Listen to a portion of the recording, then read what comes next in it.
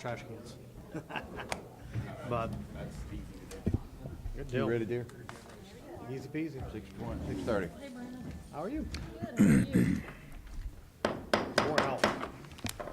Welcome, everyone, to our City Council work session, Monday, February the 5th, 2024. Roll call tonight is all the council members are here and present, and we appreciate that. That wasn't the case one meeting last month, but that's okay. We also need a motion to approve the agenda. Mr. Mayor, I'll make the motion to approve the agenda, but would like to point out that item number 2C, C. 2C on the agenda, proposed elevations, is actually included in items 2A and 2B. Okay. So just make a note of that. Okay, the new agenda does not have that on it. The one we published earlier does, okay? Okay, so we have a motion to approve the agenda. We have a second? Second. Okay, we have 2 seconds. All in favor, say aye. Aye. Those opposed? Okay, the agenda is passed. Thank you. Okay, now we move into the election of the vice mayor. We do this once a year, and it comes in February. Do we need to have discussion? Or do we need to have a motion? I mean, I think Bill's been doing a great job. I would like to just nominate Bill just to remain vice mayor for another year.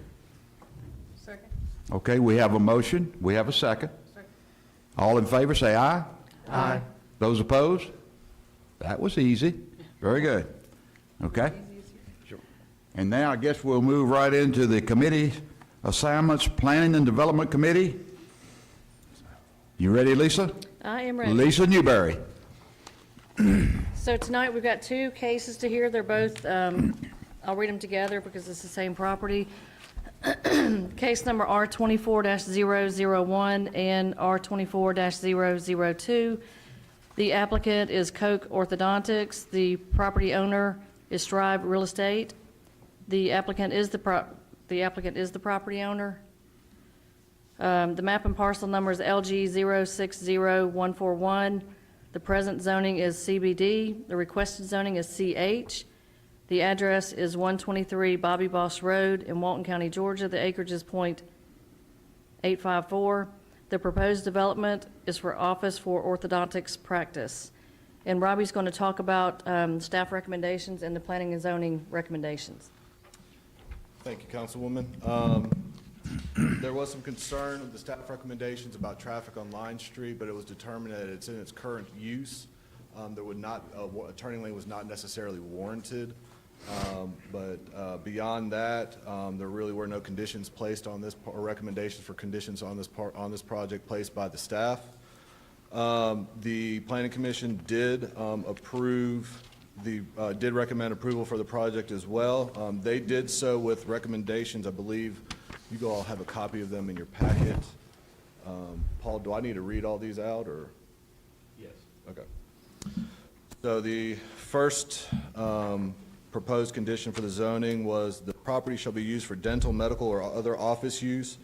The property shall not be used for the following: automotive body repair, automotive car wash, automotive parts stores, auto repair shops or tire stores including lubrication or tune-up centers, automotive service stations with or without fuel pumps, convenience food stores with or without fuel pumps, drive-in restaurants, garages, hotels, lawnmower repair shops, machine welding, radiator or muffler repair shops, recreation facilities including indoors such as bowling alleys, skating rinks, and movie theaters, and commercial outdoors such as miniature golf courses, driving ranges, water slides, or drive-in theaters, recovered materials processing facility, and restaurants and lounges.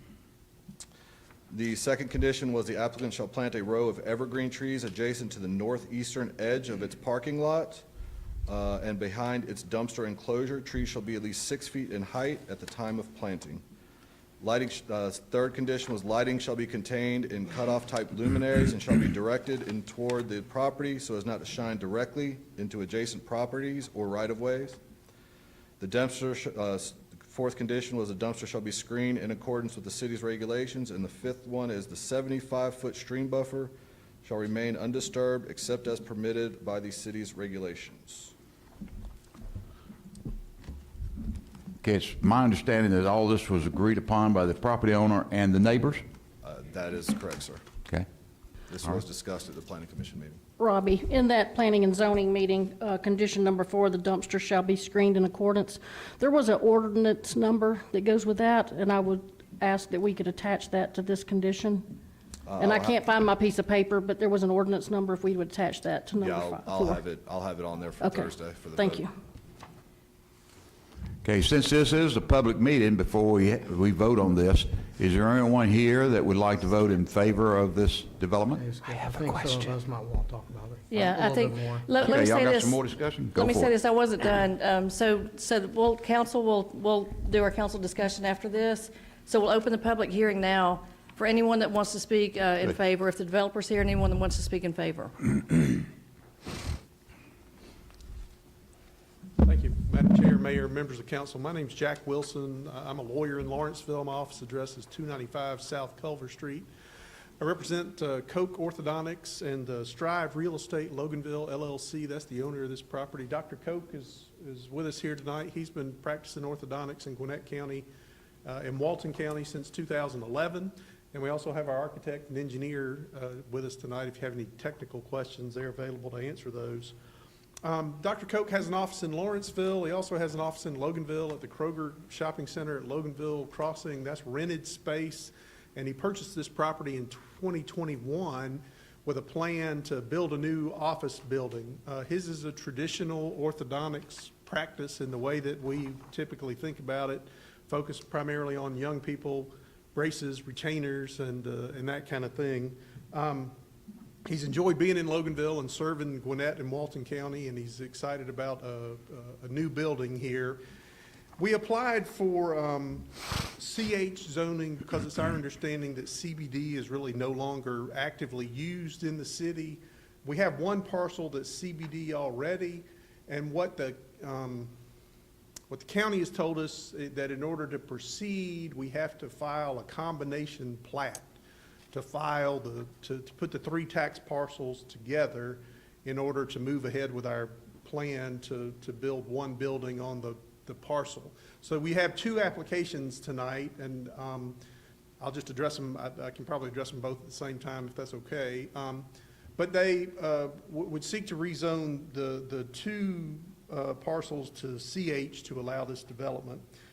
We are in agreement with all of the conditions that you just heard, and we appreciate our neighbors and the Planning Commission working with us on trying to get those ironed out. I do have a couple of elevations I'd like to show you. We're excited about the look of the office and think it'll be something that's beneficial to the city and the neighborhood.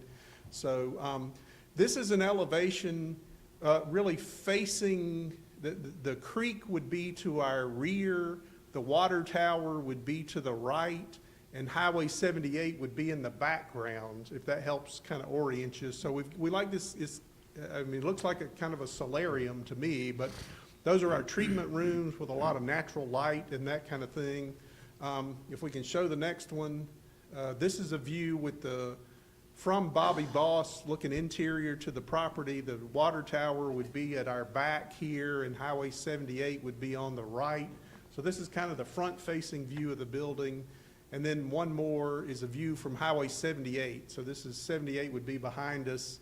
The creek would be on the far side. The water tower would be on the left, just to give you some orientation. These aren't final drawings or anything, but just some elevations to give you an idea of what the project will look like. We would submit that this use would be beneficial to the city, provide additional medical services in the areas, create an opportunity for shorter vehicle trips, fewer vehicle trips. Folks could obtain these services in close proximity to the city without having to drive a long way to do it. There's really no demand on the school system, relatively little demand for water, sewer, utility services, and basically provide medical care for citizens of the city and folks nearby. So with that, we'd respectfully request your approval with the Planning Commission recommendations and conditions, and I'd be happy to answer any questions that you have. Anybody have any questions? Okay, thank you. Thank you very much. Is there anyone else who'd like to speak in favor? Okay, anyone else would like to speak? I'm going down there because I'm a citizen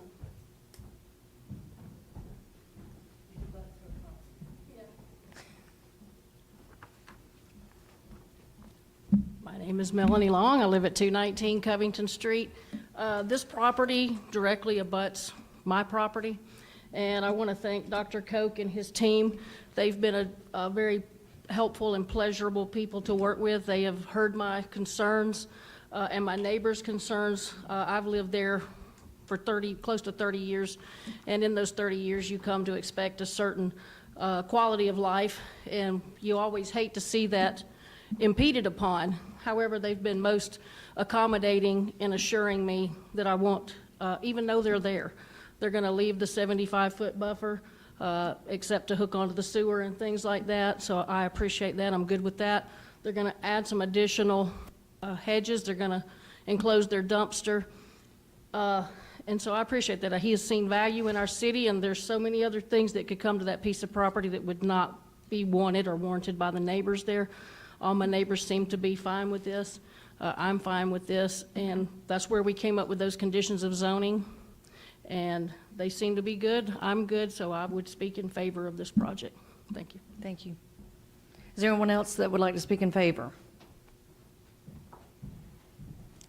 Okay, anyone would like to speak against? Okay, so at this time, we'll close the public hearing and open it up to the council for questions. I have a question for Paul. If we approve this with conditions, if we approve what can't be on this property, all this list that P and Z did, and then they sold the property, do the conditions tie to the property or to the Yes. ownership? No, they tie to the property. Okay. However, it's my understanding that if something were to change down the road, another council could make a decision to go a different direction. Is that true, Paul? That, it would require, if you pass this zoning, it would be zoned CH conditioned upon or with the following conditions. Those conditions would remain with the property until this legislative body made a change in that zoning ordinance by changing or removing those conditions in the future. And- And Paul, we can enforce the listing of those businesses. We can say that you can't have a restaurant there and you can't have whatever the list is. If that is a zoning condition that has been offered and agreed to by the applicant, then absolutely. Okay. The only piece of input I have is I would move to not have the restaurants as prohibited. The restaurants and just the restaurant and lounges? Because I think I also saw drive-in restaurants. Both? Say that again? Because it's on here as drive-in restaurants and then also restaurants. Just and the lounge. restaurants and lounges, keep the drive-ins off, I think. Okay. But, I mean, I could see if they decided to build something bigger or wanted to put a cafe downstairs, something nice, that would be okay. So did you say leave the drive-in restaurants on the list? Yes, Okay. I would not change the drive-in, but a restaurant would not be a problem for me. Anybody else? If you lived right there and you had the dumpsters in your backyard, and my neighbors would literally be right there where the trash and everything and all the constant in and out, I'm just asking, if that were your home, my neighbor's home, you would be okay with having a restaurant right there, literally in your backyard?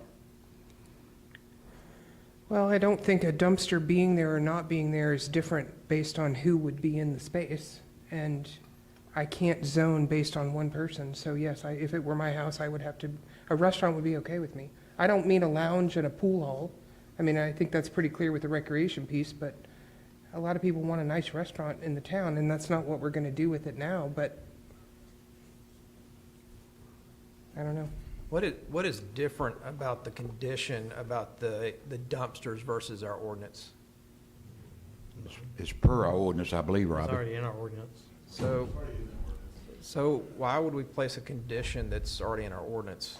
I agree.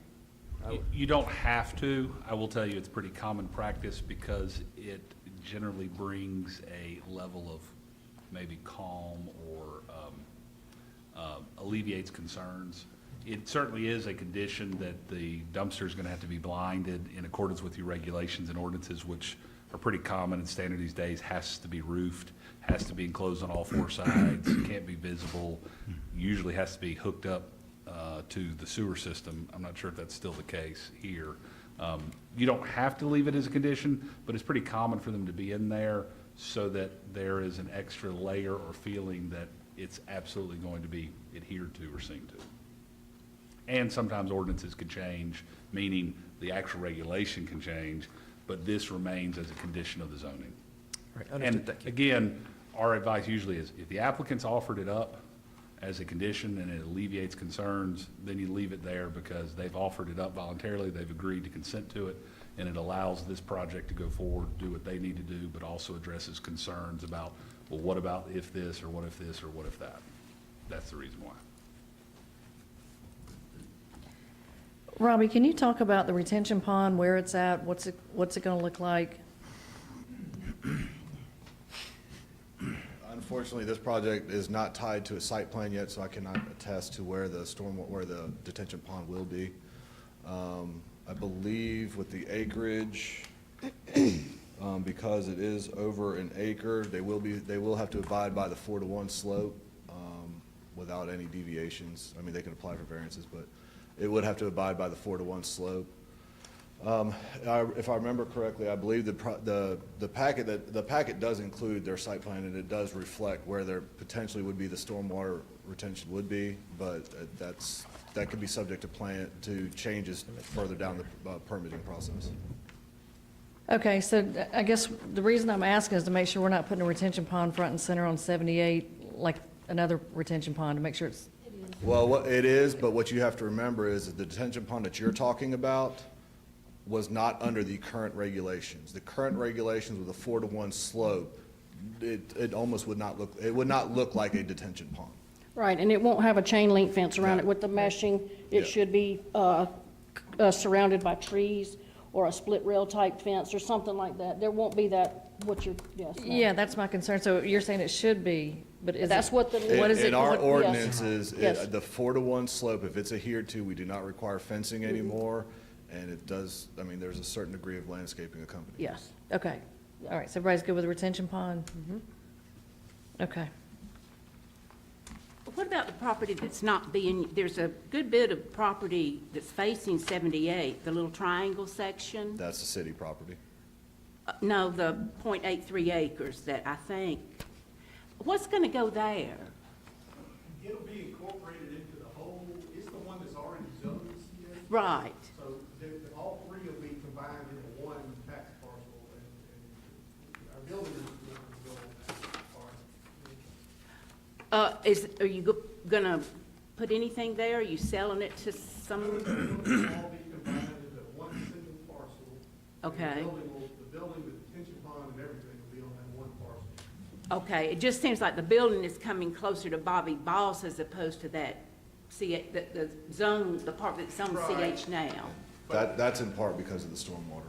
Okay, That's where the Okay. detention pond will be, I mean, it kind of falls that way, and the detention pond will be down there. and you could not face it where the patients came in from 78 because of I guess, the lay of the land, you had to come in from Bobby Boss. He's nodding his head. I Your think engineer. They would have a tough time getting an entry point on their property from GDOT because of the proximity to Bobby Boss. Okay. So in our discussions with them, they said that if they could go from Bobby Boss, they would prefer to, and our traffic folks said that was okay. Are y'all going to landscape the part that's not built on? I mean, how do you plan to beautify it? Or, Yeah, so, sorry. So, yeah, I mean, you've got ordinances that we have to meet, I mean, in terms of landscaping requirements, both along Highway 78. We've added to those, kind of along the backside of our parking lot to provide some screen and also around our dumpsters. So, yeah, it'll all be landscaped and. the people, that building's beautiful, by the way, whoever designed that. It's gorgeous. I love it. Well, the people in the chairs that sit and look out onto that, they're going to be looking out onto, I assume, something of beauty, right? Well, we That you're hope so, working. yeah. It really is a pretty building. I like it. Yeah. I just, zoning CH is always a concern because it's a neighborhood street, R16, which is residential primarily. So once you start zoning commercial, you know, red flags go up and you think the whole street's going to be zoned, that kind of thing. So that's my only Sure. And concern. that's. It's not even an issue, but, It was zoned commercial originally. CBD is a commercial zone. I'm just talking about the rest of the street.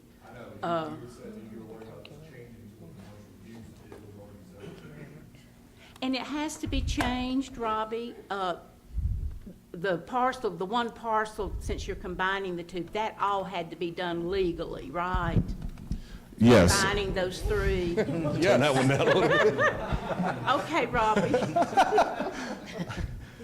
Yes, to be able to build their building, they have to be on one plat. They have to be Okay. on one parcel, because technically, if you look at the plat, the building straddles two different zoning classifications. But just for legal purposes, yes, it makes sense. Okay. If you are building on 3 lots, to combine those 3 lots under one regulation. That way, the rules and regulations that apply to us for setback are uniform to the one parcel of land. Okay, that makes sense. I did notice there's a CN zoning. Is that used No. ever? I mean, I believe we still have a few parcels that are zoned that, but that is not, But it's not something- it's not a frequently common use. If you go back and if you look through most of the city, and most of the stuff on 78 is zoned CH, The property right beside where you're building is O and I. is OI? Yes. Yeah. Most of So- the parcels on, the zoning map we'll be adopting later, shows a lot of 78's just CH. Okay, okay. So it was either CH or nothing, because CBD is no longer makes in it fit. force. Am I Just makes understanding it that? fit. Get it all the same. CBD it still exists, it's just not a commonly used zoning anymore. Okay, okay, thanks. Patty, down the road, if one of the residences should be affected by somebody who wants to come in there commercially, the council would have to approve it at that point in time. It doesn't just happen. Right, but I think, Skip, the way I see it, and I'm still learning, but once you zone something commercial, it pretty much sets a precedence in many areas, that being one. I In mean, I some think areas it somebody does. could- yeah. Most of the time, that area is headed that direction anyway, but who knows? Every one of them's different. And I think that area might be headed in that direction, but Could we be. don't know that. So Exactly that's right. my only concern, but it sounds like we don't have a choice if we're gonna accept the building and the. By the way, I take issue when you said it's for young people. I had braces 3 years ago. I was the oldest patient in the, and it was fun, because it was a treat whenever I would come in there. But yeah, so it's not just for the young. You can have pretty teeth at any age. Robbie, can I address one thing about the traffic that I think you brought up?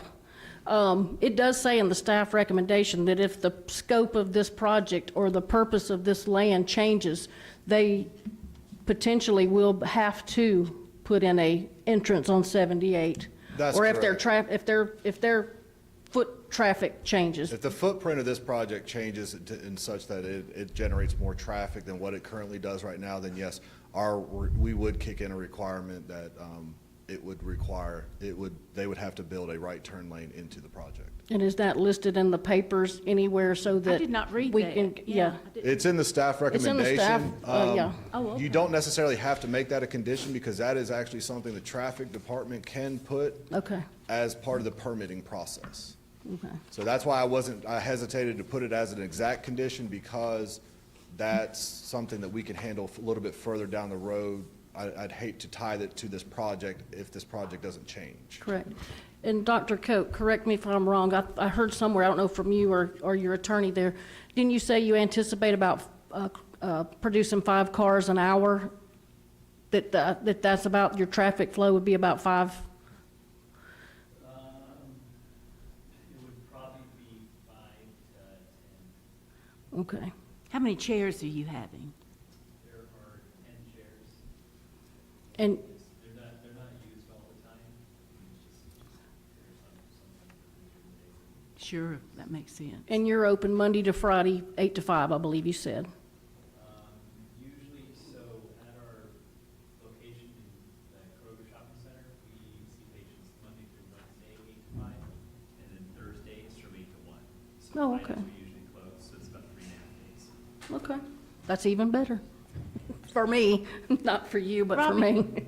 Can I get a little clarification on what y'all just discussed about the traffic, if it if there's more traffic, what are you going to compare that to, the traffic today on the Bobby Boss versus what it may end up being? So our comprehensive traffic study we did a few years ago had a traffic count on Bobby Boss Road. Okay, So what we did is we held that to be, truthful for right now, like not that much has changed between now and then. okay, And we take their car generations per hour, and we factored that in, and there's a magical equation somewhere in the world that's not in my head, but it will explain, it calculates the difference between if you're adding these cars, whether it's an impact or not a significant impact. And at the car generations that they said, it was not a significant impact. but you will keep tabs on that? That's something Basically, we well, can, any deviations from what they have submitted will trigger a response from my okay, department. that's good to know, okay. Thanks, Robert. Okay, any other questions? All right, then we'll take a vote on Thursday night.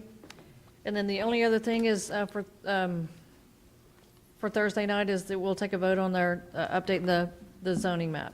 That's correct. It's been almost 3 years since we've updated this map. We've had some annexations in that point in time. We've had enough rezones where we just felt it was warranted to update the map. We just do this periodically. There's nothing that specifically triggers it. We just felt that it was time to do so with the amount of annexations and rezones that we've had done. Could I ask you a favor? Would you put, if you can, tomorrow in my box, a larger and a colored version of the one we're going to be looking at Thursday? I would like to compare it to the previous one that I have. Yeah, that's fine. Thank you. We need to have a public hearing on that, too. I apologize. So we need to open it up. I can handle this. This is on item 2C. We need a public hearing for anyone that would like to speak in favor of the proposed new official zoning map to be dated as of February the 8th. They would like to speak in favor of this, come forward at this time. Anyone that would like to speak against the proposed new official zoning map dated February 8th, 2024 for the city of Bloomingville, come forward at this time. Hearing none, we can declare that portion of the meeting closed to the public. Thank you. Okay, do you feel comfortable, should we have done each of these cases separately? Are you okay the way it No, happened? they're totally fine to do them together. Okay, good, okay. Anything else from anybody? And that is all we have, Mayor. Okay, and we'll take a vote Thursday night. Thank you. Very good. Thank you, Lisa. Okay, we'll move now to Finance, Human Resource Committee. Ann Hunsinger. Mr. Mayor, I have no actionable items. Okay, thank you, Ann. Move to Public Safety Committee. Melanie Long. Thank you, Mayor. The only thing on the agenda for my committee is the, hang on a second, I get the right terminology here.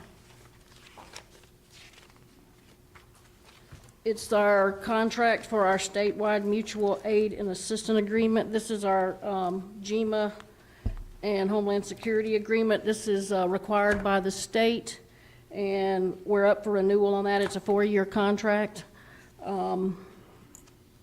So we have to do that, so this is just a housekeeping item.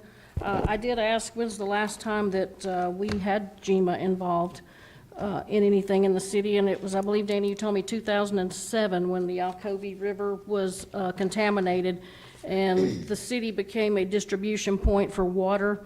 Publix had donated a truckload of cases of water, and we distributed then. I talked to Chief Johnson before the meeting started. It's just, if there's ever a natural disaster or anything like that, we participate. If we have a neighboring city that has an issue, we lend help if we're able.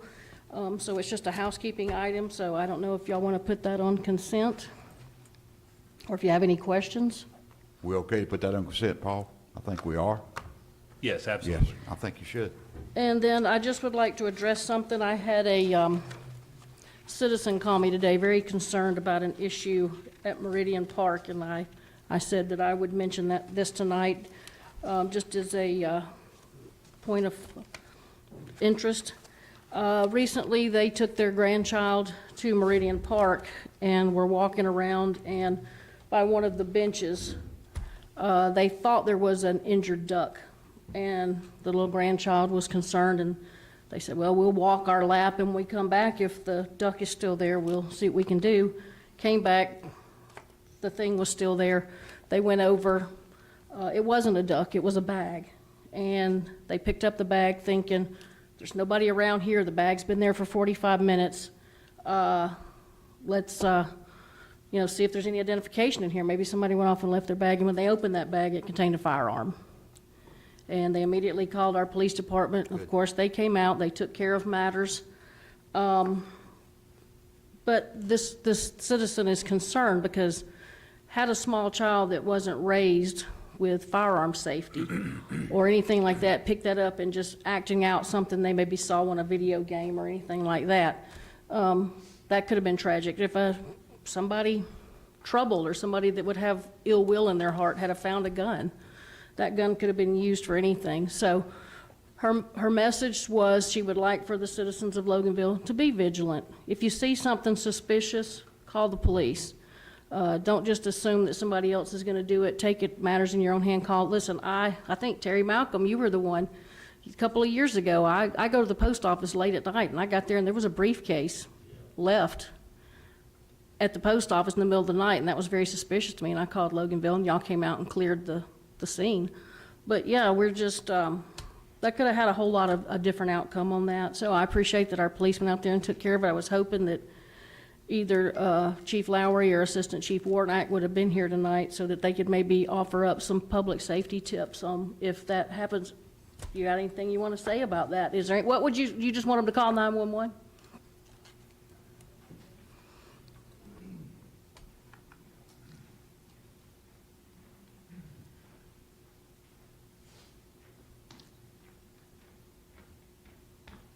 Yes, ma'am. I would definitely say call 911. With a suspicious package like that, you really don't know what's inside of it until you open it up, and that's too late. That's what we're here for. Obviously, if we get called on a suspicious package, the fire department's going to get called out as well. We just had one, I'm sure y'all read about it, over here at the post office. It turned out to be just a box full of novelty inert grenades that some guy had ordered. But the box broke open and fell open, and they called us. We came out, got everybody out, and took care of it. So a lot of times with something like that, especially if it's a firearm, if a child or somebody had gotten hurt, then obviously we would look at something like pursuing charges for reckless conduct, something of that nature. But, I think definitely telling the citizens to be vigilant, but also maybe telling the citizens, if you are a firearms owner, that's a big responsibility, and you don't need to be leaving that next to a bench or leaving it somewhere unsecured. So definitely call the police, and we'll come out and do our job, and same thing with the fire department. Thank you, and I appreciate y'all laying your lives on the line for us, for everything. As small as that was, it could have been bad, and I appreciate y'all. Yes, ma'am. Thank you. And that's all I have, Mayor. Thank you, Melanie. Isn't it true that the quickest way for anyone to reach the police department is to call 911? I mean, that's the way they get it directly, and it goes right to them. Okay, thank you. Okay, we'll move now to Public Utilities Transportation Committee. Bill DeBall. Thank you, Mr. Mayor. I have no actionable items. I just wanted to mention to the council and the citizens, the city had a meeting with Georgia DOT back in January, mid-January, January 18th. Discussion was, the coordination on State Route 20 project coming up to Loganville. And, of course, what we've been working with them is trying to, work through the process of, what our vision is, that we're going to reroute Tommy Lee Fuller and tie it into 20 and have a traffic light. And I would say that's probably it's not a done deal, but the study's done, at least the engineers that conducted the study and presented it, it sounds like that's favorable. They just have, they haven't given us the green light yet, but that's a hump that we're getting close to, which is a good thing. Once that's done, we'll still have to turn it on and get the design done. There's still agreements to be made, but I would say that puts us a step closer. You want to add anything, Danny, or is that? But anyway, it was a favorable meeting that we had. Did they give you a date to begin? Not a date. 05/25? Yeah, well, let the construction is moved to May of '25, but, you know, there's a lot of work to be done between now and then. And, you know, we're sitting at February of '24, get it designed, they have to have it all environmental document, everything signed off, and last review's done to make a May letting by next December, so, lot to go. Okay, Thank you. very good, thank you. Okay, now we'll move to Public Works Facilities Committee. Patty Wolf. I don't have any actionable items, but I do have an announcement. The Loganville Beautiful Day Citywide Cleanup is going to be March 16th between 8 and 12. I think some of you probably participated in, the bags are furnished, and what else furnished? Everything that you'll need, vests, trash bags, gloves, all are furnished, and they're hoping that you'll invite your church groups and your friends. I mean, it can be individuals or groups. I even added onto my list HOAs. If you'll tell your HOAs, because a lot of time HOAs like to participate in stuff like this. Civic clubs like the Lions Club. I think you do participate, right? I'll be Anything there. like that, but the more people that show up, the better. And I've not done this. Skip, do you have to be there at 8, or can you come somewhere in between the 8 and 12? Well, they say 8 to 12. The last time we did it, we had 2 shifts, 8 to 10 and then 10 to 12. It didn't make much difference, honestly. Okay. But preferably, you would get there at 8 o'clock or shortly thereafter, and they assigned the areas that a particular group is going to pick up. They provide the vest, they provide the pickup sticks and the whole bit. And it's just another opportunity to clean our city up, because there is no shortage of garbage beside of our roads. Trust me, there's not a shortage. Will this be announced in the events section, or maybe even on the city's Facebook page? If you put it in Brandon's there, saying yes. Yeah. Put it in All I Yeah, got was yes, the it generally email. is. Chrissy will usually get up a little flyer or whatnot, Okay. and then she'll post on the city's event page. So I don't need to follow up, you don't it'd be think? great if you got it in the paper. We could probably do that. should Sherry's try anyway. real good about all that sort of stuff. I mean, at least we could Should try. I be the one? You want me to contact her? Someone, either you or someone else, but your committee would be ideal. I don't mind doing it. I just didn't I'll know if let there her was a know. policy in place. I'll let Christie know. So Christie will do it? Okay. I don't mind, Dan, if you want me to. No. And speaking of trash, picking up trash, Jeremy and his team picked up 150 pounds of trash last month. That's a lot of trash. Public Works Chipping, he made 243 stops and picked up 14.5 tons.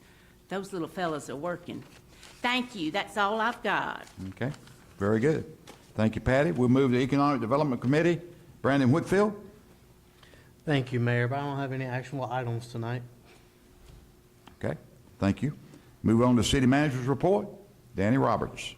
Mayor, I don't have nothing other than the fact that we had our first meeting with Washington County to discuss SPLOST, the new SPLOST for 2025. The current SPLOST ends December 24. So we're already talking with them about the new SPLOST, and we're anticipating having IGA before y'all next month for approval. So same percent we're looking at. And then you notice the TVs hung in the council chambers. Kyle and Dustin did those over the past couple of weeks, so That's so good. people can see that, like me, that can't see. Now I can see. Did you get my email this evening about the splosh? I did. Okay, check it, please. I did. Okay, anything else? No. Okay. All right, we'll go to City Attorney's updates. Paul Rosenthal. Thank you, Mayor. Just 2 items for you to consider for action this coming Thursday night will be the open records ordinance that we discussed last month that identifies the exact ways. It identifies our open records officers and designated officer, designated alternate officer, and then the certain ways that the public can request open records, which is in writing, which is through the form on the website, which is via email or via fax, so that we're in compliance with Georgia law. And then the second item is just an update to our development regs, which is in response to the problem that you'll recall we had a few months ago with the fences in the drainage easement, and it fixes and cleans that up. Alcohol ordinance is well underway, and you will have it for your discussion and review in March, and then for action in April. It is going to be a full rewrite. We went through in pretty strong detail and tried to see if we could keep some of the baby with the bathwater, and by the time we finished with sort of looking at it all and its age, we just have tossed it all out and are starting new in toto. So it's quite an undertaking, but we are getting close to having a final working draft to send over to you guys. But you will have it for March review and then April approval, or whenever you're ready to adopt it. And that's all that I have this evening. Be happy to answer any other questions you may have. Very good. I have a Okay. question, Paul, excuse me. What are we calling it? The resolution about the detention pond, the issue that came up, the correction that's being made. I'm not familiar with the old wording, but it says if a residential subdivision is provided with on-site drainage, they must have a property manager, something to that effect. Is that something new?